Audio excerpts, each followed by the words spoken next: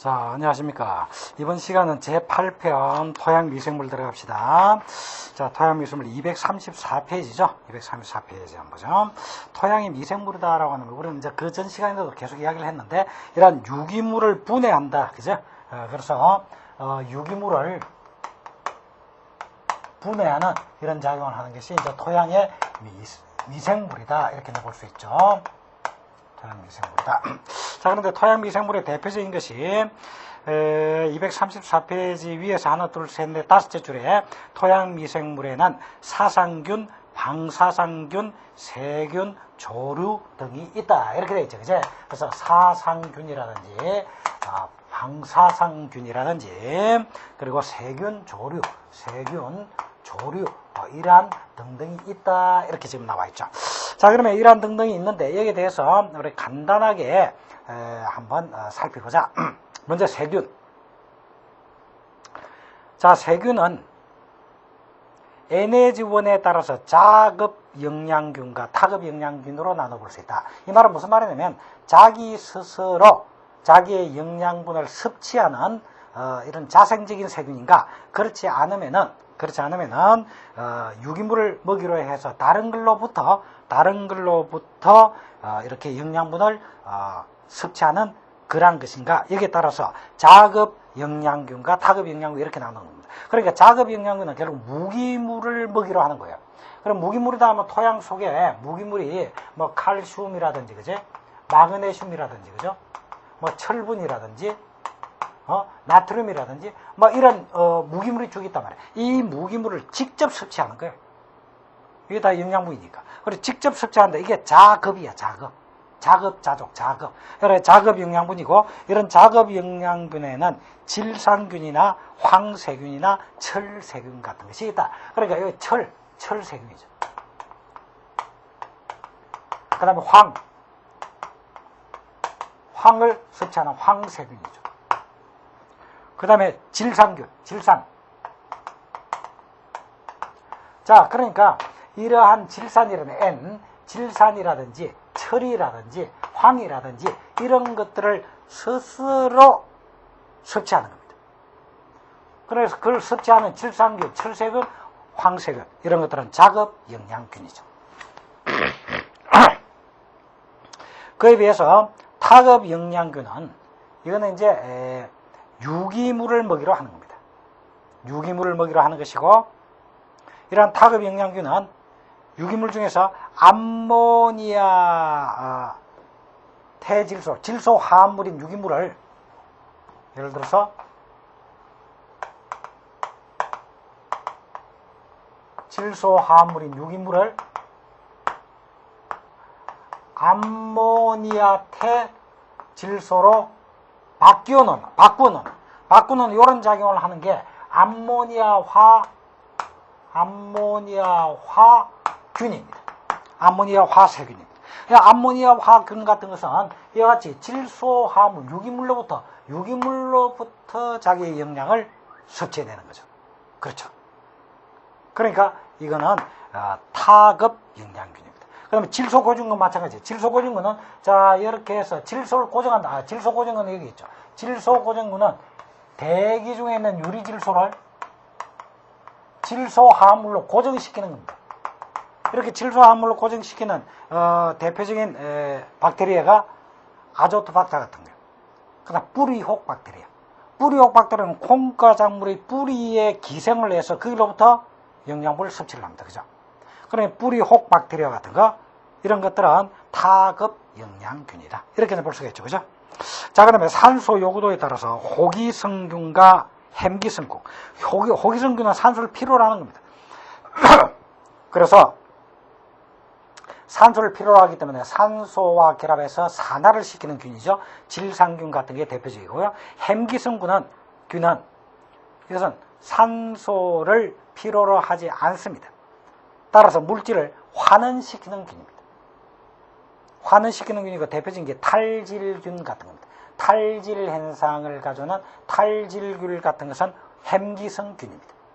자, 그거 기억하시고요. 그 다음에 통성호기성균은 이것은 통기성하고는 관계가 없이 생육이 되는 이러한 세균을 말합니다. 자, 그리고 이런 세균의 생육 조건은 일반적으로 온도는 28도에서 30도씨, 그리고 pH는 중성, 그러니까 강산성이나 강알칼리에서는 세균이 잘 활동하기가 어렵습니다. 그리고 온도는 28 내지 30도니까 좀 온도가 좀 높은 상태죠. 그리고 지한성 칼슘 이온이 풍부한, 지한성 칼슘 이온이 특히 풍부한 이러한 상황에서 세균의 활동이 활발하게 이루어집니다. 자, 그래서 일반적으로 이러한 세균은 일반적으로 pH가 중성, 한 7 정도, pH 중성일 때 일반적으로 활발하게 활동을 합니다. 그런데 유독 황세균만은 유일하게 강한 산성에서 활발하게 움직입니다. 그래서 황세균. 이 황세균은 유황세균이죠. 유황세균. 황세균은 유독 pH가 2 내지 4 정도. pH가 2 내지 4 정도다라고 하니까 굉장히 강한 산성이죠. 이런 강한 산성 속에서 활발하게 활동하는 세균이 황세균입니다. 황세균. 그거 기억 하나 하시고요. 자, 그 다음에 사상균 한번 봅시다. 235페이지. 사상균은 곰팡이류입니다. 사상이라고 하는 균사에 의해서 발효하는 곰팡이류를 말하고요. 일반적으로 사상균은 이번에 있듯이 호기성입니다. 그래서 산소를 필요로 합니다. 그런데 사상균은 산성, 중성, 알칼리성 어떤 반응에서도 잘 생육합니다. 밑줄 짝. 그래서 사상균은 호기성이며 산성, 중성, 알칼리성의 어떤 반응에서도 잘 생육한다. 밑줄 짝. 자, 그러면 우리 세균의 경우, 이제 여기서 다시 한번 정리를 딱 하면, 세균의 경우는 일반적으로 중성에서 활발하게 활동하고, 그 중에서 황세균은 유독 강한 산성에서 활발하게 활동을 합니다. 그런데 곰팡이류는요, 사상균인 곰팡이류는 산성, 중성, 알칼리성 다 괜찮다. 그 다음에 3번에 곰팡이류는 에너지를 유기물에서 얻기 때문에 타급 영양체입니다. 타급 영양균이죠. 그죠? 타급 영양입니다. 그 세 가지 정도 사상균에 대해서 알아두시고요. 자, 그 다음에 236페이지에 방사성균. 방사성균은 방성균이다. 이렇게도 이야기를 하죠. 이래 방사성균은 토양의 특수한 냄새인 흙냄새 있죠? 토양의 우리 흙냄새. 이러한 토양의 흙냄새를 내게 하는 그러한 세균이 방사성균입니다.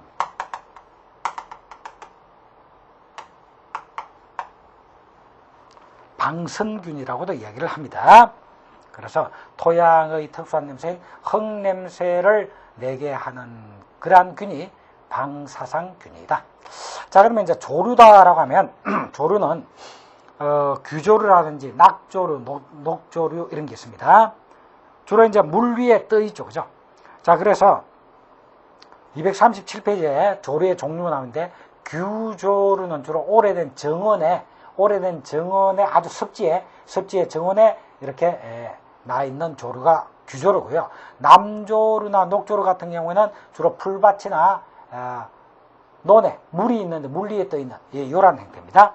자, 그런데 236페이지로 되돌아와서 조류는 엽록소를 가지고 있습니다. 엽록소를 가지고 있어요. 그래서 조류는 엽록소를 가지고 있기 때문에 광합성 작용을 합니다. 광합성은 이산화탄소와 햇빛을 받아서 엽록소에서 탄소를 생성해내는 작용입니다. 그래서 이러한 엽록소를 지니고 있어 광합성 작용을 하는 독립영양체입니다. 그런 것에 주로 해당되는 게 녹조류, 남조류입니다. 그래서 녹조류와 남조류는 이거는 엽록소를 가지고 있어가지고 광합성 작용을 합니다. 광합성 작용을 해서 스스로 탄소 종합 작용을 해서 탄소를 합성을 해가지고 그걸로서 영양을 섭취합니다. 그러니까 이것은 독립영양체입니다. 자급 영양체입니다. 타급이 아니죠. 그 다음에 또 조류 중에서도 광합성을 하지 않는 것도 있어요. 이러한 광합성을 하지 않는 경우는 타급 영양체다. 이렇게 볼 수 있겠죠. 자, 그리고 조류의 경우에 녹조류, 남조류는 탄소 동화작용을 한다. 그래서 녹조류, 남조류는 탄소 동화작용을 한다. 이 말이지.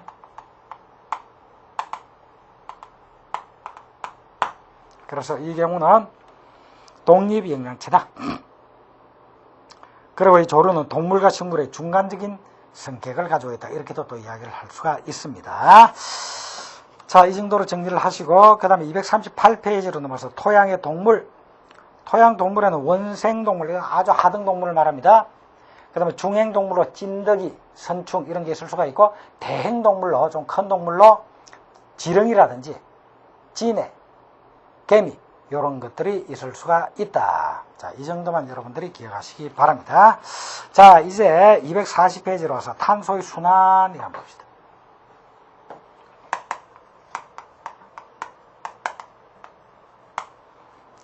자, 탄소의 순환. 모든 유기물은 탄소화합물입니다. 그 유기물은 탄소가 포함되어 있습니다. 그래서 모든 유기물은 탄소화합물이고, 유기물 중에 존재하는 모든 탄소는 분해가 되어 결국 CO2가 되어서 대기 중으로 방출됩니다. 그러니까 모든 유기물은 탄소 화합물이기 때문에 이 유기물에는 탄소가 있습니다. 그런데 이 모든 유기물에 있는 탄소는 유기물이 분해가 되죠? 분해가 되면 탄소는 결국 산소와 결합이 되어서 이산화탄소가 되어서 대기 중으로 방출됩니다. 그래서 이산화탄소가 되어 대기 중으로 방출된다. 따라서 이산화탄소 방출량으로 그 토양 미생물의 활동량을 측정해 볼 수가 있다. 이게 무슨 말이냐면 토양 미생물이 활발하게 활동하면 할수록 유기물의 분해가 활발하게 이루어진다는 것이고, 유기물의 분해가 활발하게 이루어지면 이루어질수록 유기물을 구성하고 있는 탄소가 이산화탄소로 바뀌어져서 대기 중으로 방출이 된다. 그러면 이산화탄소가 대기 중으로 방출되는 양이 많으면 많을수록 유기물이 활발하게 분해되고 있다는 것을 의미하는 것이고, 유기물이 활발하게 분해되는 것은 미생물의 활동이 활발하게 이루어지고 있다는 것을 의미하는 것이다. 이렇게 볼 수 있죠. 자, 그래서 일반적으로 여름의 경우는 온도가 높다. 28도에서 30도씨에서 미생물이 활발하게 활동할 수 있기 때문에 온도가 높습니다. 온도가 높은 여름의 경우에 유기물의 분해가 많이 이루어질 것이고, 따라서 이산화탄소가 대기 중으로 방출되는 양도 많을 것이다. 이렇게 볼 수 있겠죠. 그래서 CO2 방출량은 이와 같이 미생물의 활동이 활발하게 이루어질 때 방출량이 많다, 이런 이야기죠. 그죠? 그러면 CO2 방출량이 많다라고 하면 미생물의 활동이 활발하다. 미생물의 활동은 주로 온도가 높을 때 28도에서 한 30도 이때 활발하게 이루어진다, 이런 이야기죠. 그러니까 여름에 미생물의 활동이 더욱더 활발하게 이루어질 것이고, 여름에 미생물의 활동이 활발하게 이루어지면 그걸로 인해서 유기물의 분해가 활발하게 이루어질 것이고, 그죠? 자, 유기물의 분해가 활발하게 이루어지면 이산화탄소의 대기 중 방출이 많이 이루어질 것이다. 이렇게 이제 볼 수 있겠죠? 그래서 대기 중 이산화탄소의 방출이 많으면 미생물 활동이 활발하게 이루어지고 있다는 것도 알 수가 있겠다. 이렇게 이제 볼 수가 있습니다. 자, 이제 240페이지에 2번에 CO2 유통이 불량하면 어떻게 되겠는가? 자, 이래서 이제 공기 중으로 이렇게 CO2로 방출이 되면 좋은데, 유통이 불량할 경우는 어떻게 되겠는가? 다시 말하면 공기 유통이 불량하니까 대공극이 충분히 형성되지 못하고, 그에 따라서 토양 공기가 부족하고, 토양 공기가 부족하면은 C와 O2의 결합이 어렵게 된다, 이런 이야기죠. 이제 자, 이러한 결합이 어렵게 되면 C가 O2와 결합해서 CO2로 되어서 방출이 돼야 되는데 그렇지 못한다, 이런 이야기입니다. 그죠? 그렇지 못하면 결국 이 C는 토양 중에 있는 H와 결합, 다시 말해 수소와 결합해서 이것이 CH4의 행태를 띠게 된다. 이렇게 안 되고 이렇게 띠게 될 것이다. CH4가 이게 메탄가스입니다. 이게. 그럼 메탄가스가 되면 악취를 내게 될 것이고, 그것뿐만 아니라 작물의 생육에 생육의 방해 요인이 된다 이런 얘기야. 그죠? 자, 그 다음에 또 이 C가 H뿐만 아니라 물가접하게 됐다 이렇게 한번 봅시다. 물가접하게 되면 자, C가 공기 중에 O2가 결합해서 CO2가 됐는데 이 CO2에 물과 결합되었다. H2 물과 결합되었다 하면은 H2CO3가 될 것이고 H2CO3가 바로 탄산이다. 이런 탄산이 형성되는 이러한 작용을 탄산화 작용이다라고 얘기를 하는데 이런 탄산화 작용으로 인해서 산성의 농도가 높아지는 토양의 산성화가 촉진되기도 한다. 이렇게 이제 볼 수가 있습니다. 자, 그러면 241페이지 질소의 순환을 한번 봅시다. 자, 질소의 순환.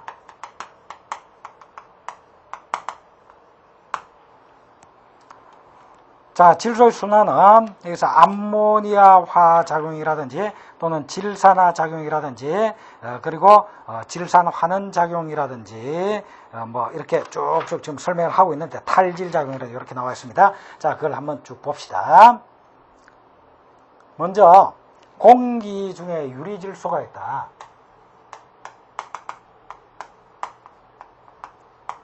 공기 중에 유리질소는 이것은 작물이 직접 흡수할 수 없는 상태입니다.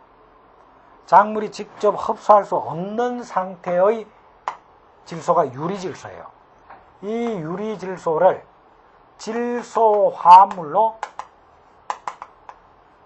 만들어주는 작용, 질소화합물로 만들어주는 작용을 유리질소의 고정이다, 질소 고정이다 이렇게 해요. 질소를 고정시키는 것인데 이런 질소 고정은 질소 고정균에 의해서 질소 고정균이라고 하는 미생물에 의해서 질소 고정이 이루어진다 이런 얘기죠. 이거는 이제 질소 고정균에는 뿌리옥 박테리아라든지 아조토박테라든지 아조토모나스라든지 뭐 여러 가지가 있습니다. 자, 질소 고정이 되죠. 그러면 질소 화합물이 이제 만들어졌죠. 자, 이 질소 화합물이 미생물의 작용에 의해서, 여기도 미생물이 작용합니다. 미생물의 작용에 의해서 암모니아태 질소로 만들어집니다. 자, 암모니아태 질소로 만들어지고 여기서 또 미생물이 작용해서 아질산태 질소가 만들어지고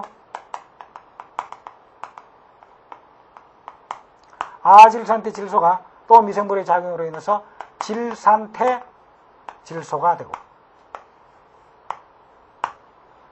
자, 이렇게 질산태 질소가 된 것이 여기 식물이 있으면 식물의 뿌리를 통해서 흡수가 됩니다. 흡수가 돼서 식물이 이용하게 될 것이다. 자, 그랬을 때 그래서 질소 화합물을 암모니아태 질소로 바꾸어주는 미생물, 이것을 암모니아화균이다 이렇게 얘기해요. 그리고 이렇게 바꿔지는 과정을 암모늄화 작용이다 이렇게. 자, 그 다음에 암모니아태 질소가 아질산태 질소로 바뀌어지는 요 미생물이 아질산균입니다. 그 다음에 아질산태 질소가 질산태 질소로 이렇게 바뀌어지는 미생물이 질산균입니다. 어쨌든 이런 암모니아태 질소가 이러한 과정을 거쳐서 질산태 질소가 되는 이러한 과정을 질산화 작용이라고 합니다. 자, 질산화 작용을 통해서 질산태 질소가 되고 이 질산태 질소가 이제 식물이 흡수할 수 있는 상태가 되기 때문에 식물의 뿌리를 통해서 흡수하게 되는 것이다. 이렇게 이제 볼 수가 있는데, 여기까지 과정을 우리 교재를 통해서 잠깐 살펴보면요. 241페이지에 암모니아화 작용은 요거 설명하고 있습니다. 자, 토양 중의 질소 화합물은 토양 미생물에 의해서 단백질의 구성성분이 아미노산으로 분해되는데 이것을 아미노화 작용이라고 한다. 그리고 이 아미노산은 다시 미생물의 작용에 의해서 암모니아가 되는데 이걸 탈아미노 작용이라고 한다. 이 두 가지가 합쳐지면 결국 질소 화합물이 암모니아로 바뀌어지게 되는데 이 전체를 합쳐서 암모니아화 작용이라고 한다. 이러네. 그러니까 이 암모니아화 작용은 질소 화합물이 암모니아 태질소로 바뀌어지는 것을 말하는 것인데 이걸 더 세분화시키면 아미노산이 되었다가 다시 암모니아로 되는 것이다. 그럼 아미노산으로 되는 걸 아미노화 작용이라고 그러고 이 아미노산이 암모니아 태질소로 바뀌어지는 것을 탈아미노 작용이라고 한다. 이렇게 세분화한 겁니다. 그래서 세분화까지 여러분들 알 필요는 없고 여기서 통틀어서 요 과정만 이렇게 암모니아화 작용이라고 한다. 이 정도만 여러분들 알아놓으시기 바랍니다. 자, 그 다음에 질산화 작용에서 이번에 나와 있죠. 자, 이런 질산화 작용은 여기서부터 요까지를 다 합쳐서 질산화 작용이다라고 일반적으로 이야기를 한다. 이런 얘기. 자, 그러면 그게 이제 그래프가 나와 있는데 암모니아 태질소가 됐고 여기서 암모니아 산화균이 간을 해서 아질산이 되었다. 암모니아 산화균 이게 아질산균입니다. 간에서 아질산이 됐죠. 그래서 암모니아는 여기서 암모니아 태질소 NH3 그 다음에 아질산 태질소 하면은 HNO2 그 다음에 질산 태질소 하면 H2NO3 화기호가 이렇게 되죠. 자, 그래서 이 암모니아 태질소에서 아질산균이 작용해서 아질산 태질소가 되고 HNO3가 되고 여기다 질산균이 작용해서 H2NO3인 질산 태질소가 된다. 이렇게 볼 수가 있습니다. 자, 그러한 과정을 보다 세분화해서 화학식으로 쭉 써놨는데 뭐 거기까지 할 필요 없고 이렇게 큰 테두리를 이렇게 이해를 하십시오. 자, 그 다음에 243페이지에 용탈작용하는 게 나와 있죠. 그럼 용탈작용이다라고 하는 것은 뭐냐면 질산이 물과 함께 배수가 되면 지하수로 용탈되는데 이것을 용탈작용이라고 한다.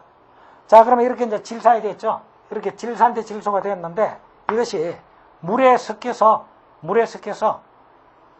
지하 밑으로 빠져나가는 현상을 용탈작용이라고 그래. 자, 용탈이 되면은 결국 지하 밑으로 지하수까지 쭉 빠져나가죠. 그러면 지하로 빠져나가면은 질산을 함유하고 있는 지하수의 질산의 함유량이 증가되겠지. 그러면은 수질이 오염되는 수질 오염의 원인이 되기도 한다. 이렇게 볼 수가 있겠죠. 원인이 되기도 한다. 자, 그러면 질산화하는 작용하면 토양 중에 질산화 작용은 반대로 환원층에서 질산이 환원되어 아질산으로 되고 다시 암모니아로 환원되는 것을 질산 환원 작용이라고 한다. 이런데 자, 여기서 보면 암모니아 태질소가 아질산 태질소가 되는 데는 산소가 결합되어 있기 때문에 아질산균의 작용으로 인해서 산화작용이 나타난 겁니다. 그 다음에 아질산타질소에서 질산태질소가 되는 것은 HNO2에서 H2NO3에서 산소가 하나 더 결합됐죠. 산소가 더 결합됐기 때문에 이것도 산화작용입니다. 산화작용인데 토양의 환원층에서는 반대로 산소가 빠져나가는 작용이 있다. 이거는 환원작용이다. 산화가 아니고 환원작용이다. 자, 그럼 환원작용으로 보면 예를 들어서 질산태질소에서 산소가 빠져나감으로써 여기서 산소가 자, 이렇게 산화작용인데 이건 산화작용인데 산소가 빠져나감으로써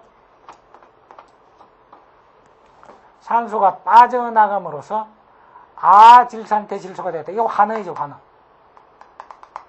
자, 아질산태질소에서 산소가 빠져나가서 암모니아 태질소이 되었죠. 이게 또 환원입니다. 이걸 통틀어서 질산 환원작용이라고 합니다. 그러니까 토양 중에서 질산화 작용과는 반대로 환원층에서 질산이 환원되어 아질산으로 되고 다시 환원되어 암모니아로 되는 것, 이런 것들을 다 합쳐서 질산 환원작용이라고 이야기를 한다. 이런 질산 환원작용이 나타나기도 한다. 이런 얘기입니다. 자, 이러한 질산 환원작용이 쭉 연결되어서 탈질작용으로 연결되게 되는데, 이런 탈질작용에 대해서는 다음 시간에 설명을 하도록 하겠습니다. 자, 이번 시간 여기까지 하고 다음 시간에 또 뵙도록 하겠습니다. 수고하셨습니다.